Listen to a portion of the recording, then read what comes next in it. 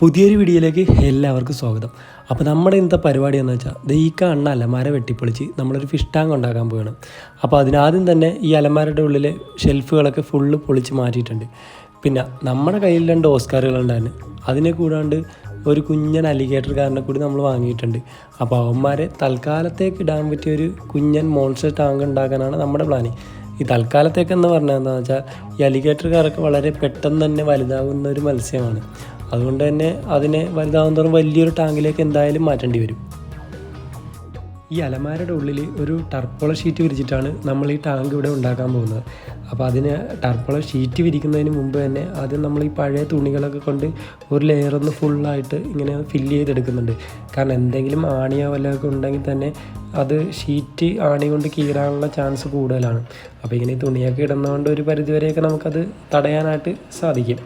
അപ്പോൾ ഇതുപോലുള്ള വീഡിയോകൾ ഇനിയും കാണുവാൻ വേണ്ടിയിട്ട് നമ്മുടെ ചാനൽ എല്ലാവരും ഒന്ന് സബ്സ്ക്രൈബ് ചെയ്യുക. ഇപ്പോൾ ഇൻസ്റ്റയിലാണെങ്കിൽ ഒന്ന് ഫോളോയും കൂടി ചെയ്യുക. അപ്പോൾ നിങ്ങളുടെ സപ്പോർട്ട് ഉണ്ടെങ്കിൽ മാത്രമേ നമുക്ക് ഇതുപോലുള്ള നല്ല നല്ല വീഡിയോകൾ ഇനിയും ചെയ്യാനായിട്ട് സാധിക്കുകയുള്ളൂ. അപ്പോൾ ഈ ഷീറ്റ് വിരിച്ചിട്ട് നമുക്കതിൻ്റെ ഓരോ സൈഡും ഇങ്ങനെ പയ്യെ പയ്യെ മടക്കി കൊടുക്കാം. എന്നിട്ട് നമുക്ക് അതിനകത്തേക്ക് വെള്ളം ഒഴിക്കാം.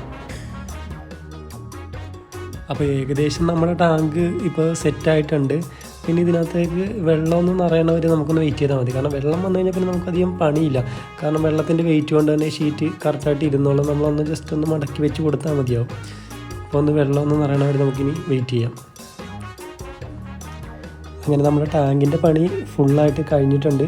വെള്ളവും ഏകദേശം ഒരു 75% നമ്മൾ അടിക്കുന്നുള്ളൂ. കാരണം അല്ലെങ്കിൽ ചിലപ്പോൾ ഇവന്മാർ ചാടി പോകാനായിട്ട് ചാൻസ് ഉണ്ട്. അപ്പോൾ ഇനി ഇതുപോലത്തെ ഒരു നല്ലൊരു വീഡിയോ ആയിട്ട് നമുക്ക് വീണ്ടും കാണാം.